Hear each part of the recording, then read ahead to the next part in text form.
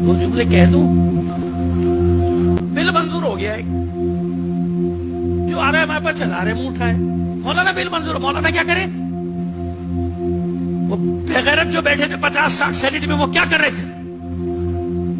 वो जो कौमी असेंबली में बैठे थे 50-60 जो वोट लेने आते हैं और जुलूसों में नंगे पैर आते हैं काले कपड़े पहन के, वो क्या कर रहे थे?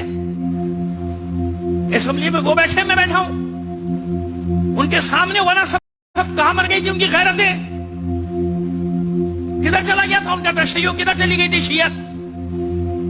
मौलाई बन के घुस जाते वोट लेने के लिए, कहां थे सब? मर गए थे, उनके सामने हुआ है।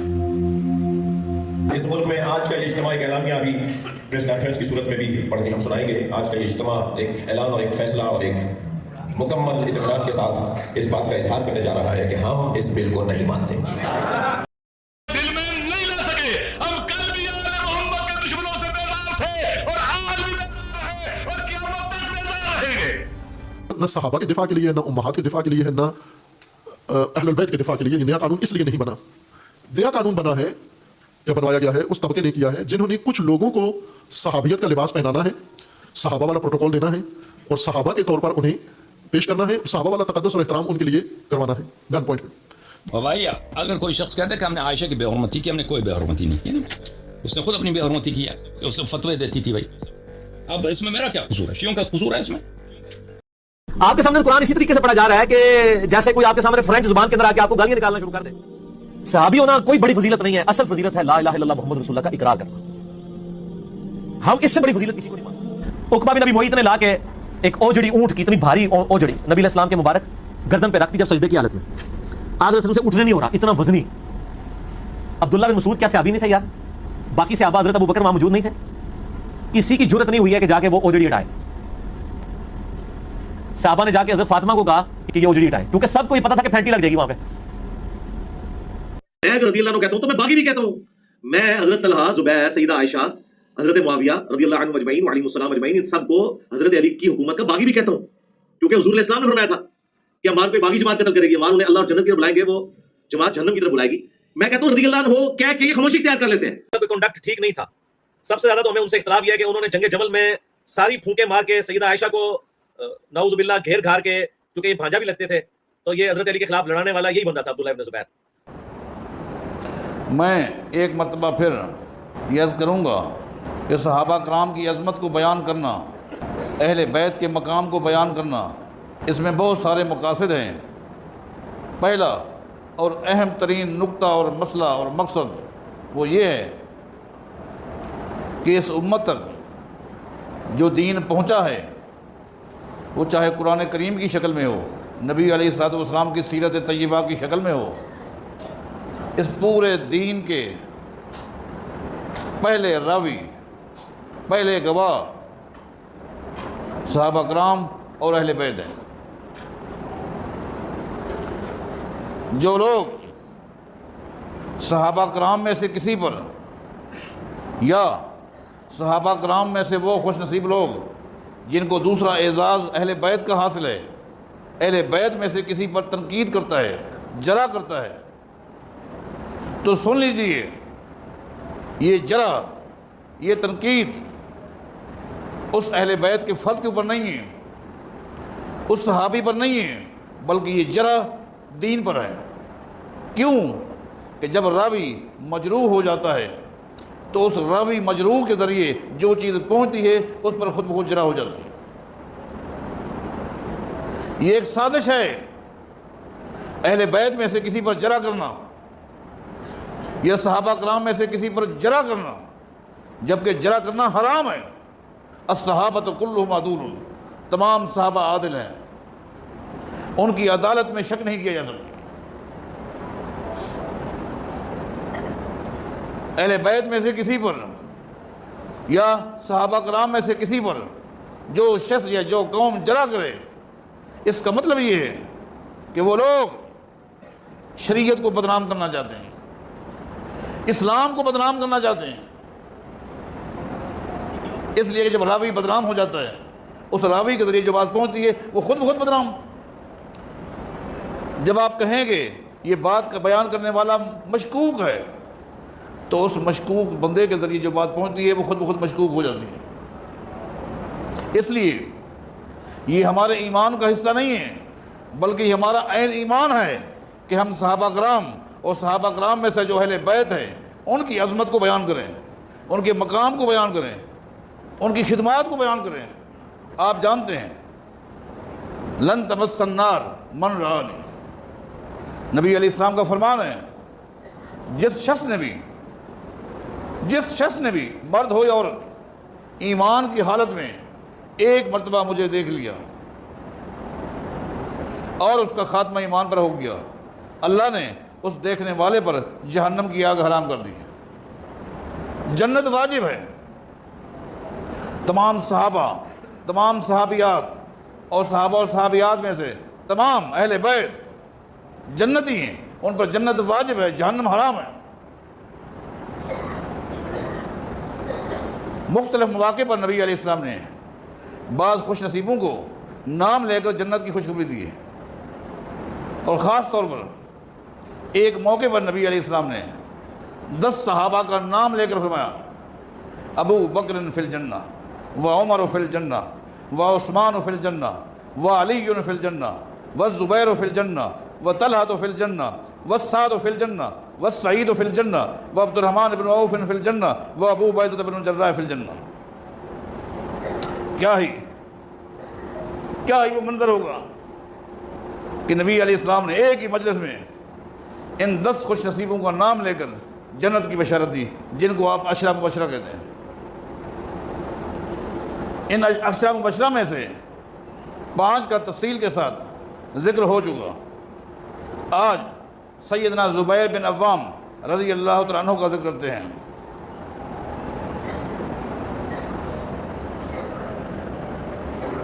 سیدنا زبیر بن عوام رضی اللہ تعالیٰ عنہ ان خوش نصیبوں میں سے ہیں جنہوں نے سب سے پہلے اسلام قبول کیا۔ سب سے پہلے اسلام لانے والوں میں 5واں یا 6واں نمبر زبیر بن عوام کا ہے رضی اللہ عنہ۔ ان کے نبی علیہ السلام کے ساتھ کئی ایک رشتے ہیں۔ ایک دن اپنے بیٹے عبداللہ بن زبیر رضی اللہ تعالیٰ عنہما کو بتا رہے تھے کہ تمہیں پتہ ہے تمہارے باپ کے نبی علیہ السلام کے ساتھ کتنے رشتے ہیں، مثالی رشتے ہیں۔ ان تمام رشتوں کو جب جمع کرتے ہیں تو پھر ان رشتوں کے حوالے سے صحابہ کرام میں سے کوئی بھی زبیر بن عوام کا مقابلہ نہیں کر سکتا۔ فرماتے ہیں، بیٹا وَلَقَدْ عَلِمْتَ أَنَّ أُمِّي صَفِيَّةُ بِنْتُ عبد المطلب، بیٹا یہ کوئی اعزاز کم ہے کہ عبد المطلب کی بیٹی صفیہ کا میں بیٹا ہوں اور عبد المطلب کے بیٹے عبداللہ کے بیٹے محمد رسول اللہ ہیں۔ یہ کتنا میرے لیے اعزاز ہے کہ جو کائنات کے امام ہیں وہ میرے ماموں زاد بھائی ہیں، اور یہ میرے لیے کوئی اعزاز کم ہے کہ افضل الخلائق کا میں پھوپھی زاد بھائی ہوں۔ بیٹا وَلَقَدْ عَلِمْتَ أَنَّ عَمَّتِي خَدِیجَةَ بنت خویلد رضی اللہ عنہ اطاعتہ، بیٹا یہ کوئی اعزاز میرے لیے کم ہے کہ سیدہ خدیجہ رضی اللہ تعالیٰ عنہ جو رشتے میں میری پھوپھی لگتی ہیں وہ کائنات کے امام کی پہلی بیوی ہیں، یہ کوئی اعزاز کم ہے؟ فرماتے بیٹا کتنے رشتے گنواؤں گا تمہیں، یہ کوئی اعزاز کم ہے؟ وَلَقَدْ عَلِمْتَ أَنَّ أُمَّكَ أَسْمَاءُ بِنْتُ أَبِي بَكْرٍ رضی اللہ عنہ، بیٹا یہ کوئی اعزاز کم ہے؟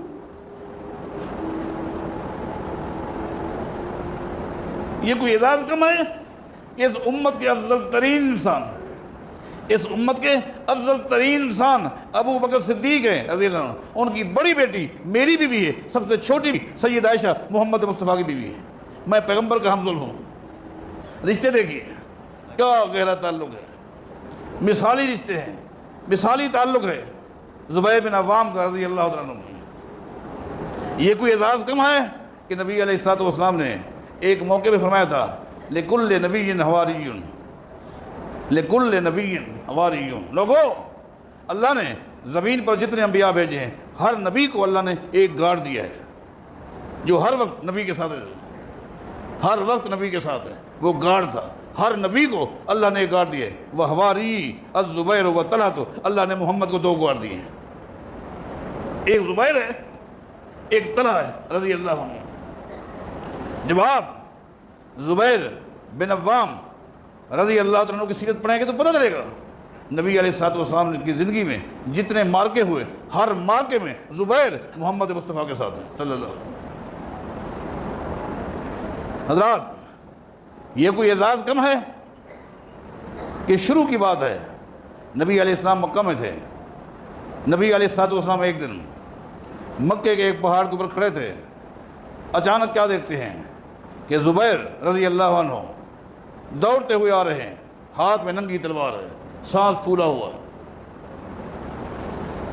نبی علیہ السلام دیکھ کر پریشان ہو گئے کہ آج زبیر کو کیا ہو گیا۔ جب قریب آئے نبی علیہ السلام نے پوچھا ما لک یا زبیر، زبیر کیا ہے؟ ننگی تلوار لے کر، سانس تیرا پھولا ہوا ہے، خیر تو ہے؟ کیا ہو گیا؟ قالا سمعت انک قد قتلت، میں نے ایک آواز سنی ہے کہ محمد کو قتل کر دیا گیا ہے۔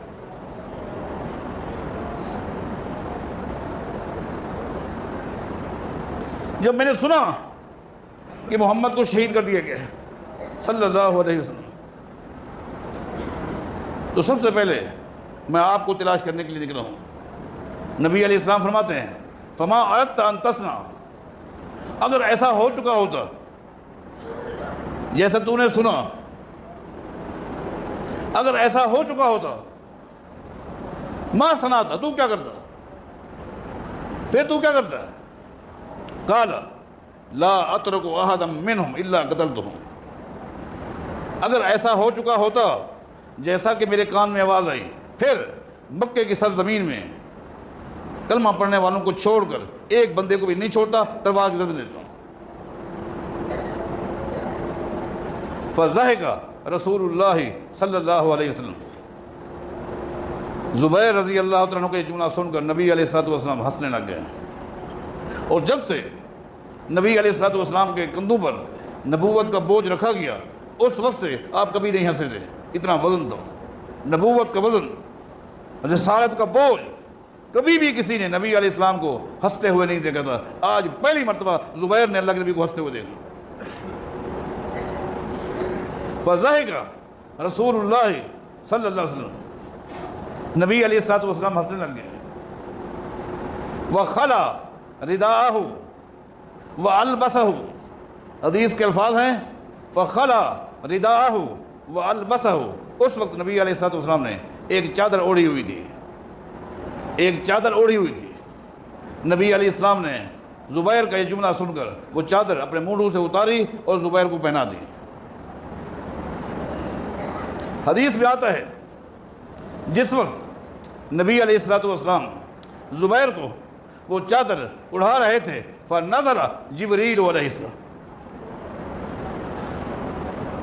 جبریل علیہ السلام آ گئے، فقال ان اللہ یقرئک السلام، جبریل نے کہا اے اللہ کے رسول صلی اللہ علیہ وسلم، اللہ نے آپ کو سلام کہا ہے، اور سلام کے ساتھ ساتھ اللہ تعالیٰ نے آپ کو دو پیغام دیے ہیں، دو پیغام۔ یقول لک، اللہ کا پہلا پیغام یہ ہے اقرئ منی علی الزبیر علیہ السلام، اللہ فرماتا ہے زبیر کو بھی میرا سلام کہہ دیں۔ یہ کیا اعزاز ہے، کیا اعزاز ہے، کیا مقام ہے۔ میں آخر میں، آج تو ممکن نہیں ہے، دوبارہ زندگی نے ساتھ دیا، اگلے نشست میں بتاؤں گا اس ہستی کے بارے کیا کہا گیا۔ یہ مقام ہے کہ اللہ تعالیٰ جبریل کے ذریعے پیغام دے رہا ہے اقرئ منی علی الزبیر علیہ السلام، اے میرے پیغمبر زبیر کو میرے سلام کہہ دیں۔ اور دوسرا پیغام یہ ہے اس کو بتا دیں لأنہ اول من صلی سیفا فی الاسلام، لأنہ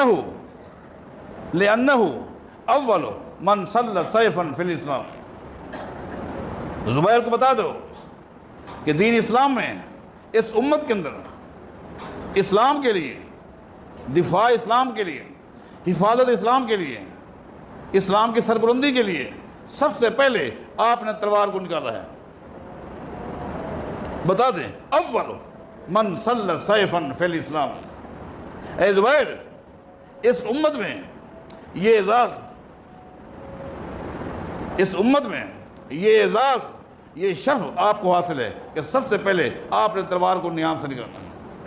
تو آپ کے لیے بشارت ہے، آپ کے لیے بشارت ہے۔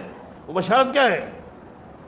ان اللہ تعالی آتاہ ثواب من صلی سیفاً فی الاسلام الی یوم القیامہ من غیر ان ینقص من اجورہم شیئا۔ اللہ یہ مقام دے۔ آج اس ہستی کے بارے غلیظ جملے استعمال کیے جائیں۔ حضرت طلحہ، زبیر، سیدہ عائشہ، حضرت معاویہ رضی اللہ عنہ اجمعین وعلیہم السلام اجمعین، میں اگر رضی اللہ عنہ کہتا ہوں تو میں باغی بھی کہتا ہوں کہ بھائی عبداللہ ابن زبیر جو ہے نا جی، ان کا کوئی کنڈکٹ ٹھیک نہیں تھا۔ سب سے زیادہ تو ہمیں ان سے اختلاف یہ ہے کہ انہوں نے جنگ جمل میں ساری پھونکے مار کے سیدہ عائشہ کو نعوذ باللہ گھیر گھار کے، چونکہ یہ بھانجا بھی لگتے تھے تو یہ حضرت علی کے خلاف لڑانے والا یہی بندہ تھا عبداللہ ابن زبیر، تو شروع سے ان کا کنڈکٹ کوئی اتنا اچھا نہیں تھا۔ اس ہستی کے کردار کو، سوچ کو، فکر کو، دل کو سب سے پہلے تم جانتے تھے، یہ رب جانتا تھا۔ تم جانتے ہو، یہ رب جانتا ہے۔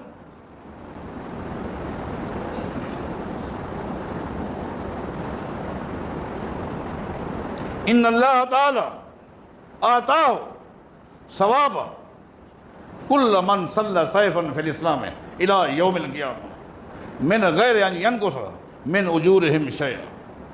بتا دو، اللہ کہہ رہا ہے آج کے بعد قیامت تک زمین کی پشت پر جب تک قیامت قائم نہیں ہوتی، جو شخص بھی دین کی سربلندی کے لیے، دین کی حفاظت کے لیے، دین کی ترویج کے لیے جو بھی تلوار اٹھائے گا یا تلوار کے علاوہ جو بھی اس دور کا اسلحہ اٹھائے گا، جتنا اجر اس کو ملتا رہے گا اتنا اجر قیامت تک زبیر کو ملتا رہے گا۔ من غیر ان ینقص من اجورہم شیئا۔ اللہ کا پیغام ہے کہ قیامت تک جو بھی تلوار کو، نیزے کو، برچھے کو یا اس دور کے جس بھی اسلحے کو دین کی سربلندی کے لیے اٹھائے گا اس کو جتنا ثواب ملے گا، ان لوگوں کے ثواب میں اللہ فرماتا ہے کمی نہیں ہوگی۔ من غیر ان ینقص من اجورہم شیئا، ان کے ثواب میں کوئی کمی نہیں ہوگی، ان کو جتنا ثواب ملنا چاہیے اتنا ملے گا، لیکن ان تمام کے برابر زبیر کو قیامت تک ثواب ملتا رہے گا۔ بتاؤ، یہ مقام کوئی کم ہے؟ یہ شان کوئی کم ہے؟ تو یہ ان عشرہ مبشرہ میں سے 6 نمبر کے وہ صحابی ہیں جن کو نام لے کر جنت کی بشارت دی گئی۔ ان کی سیرت کو، ان کی خدمات کو، ان کی قربانی کو اگلے جمعہ میں انشاءاللہ تفصیل کے ساتھ آپ کے سامنے پیش کیا جائے گا۔ اللہ تعالی ہم سب کو، تمام صحابہ کرام میں سے وہ جو اہل بیت ہیں، ان کے نقش قدم پر چلنے کی توفیق عطا فرمائے۔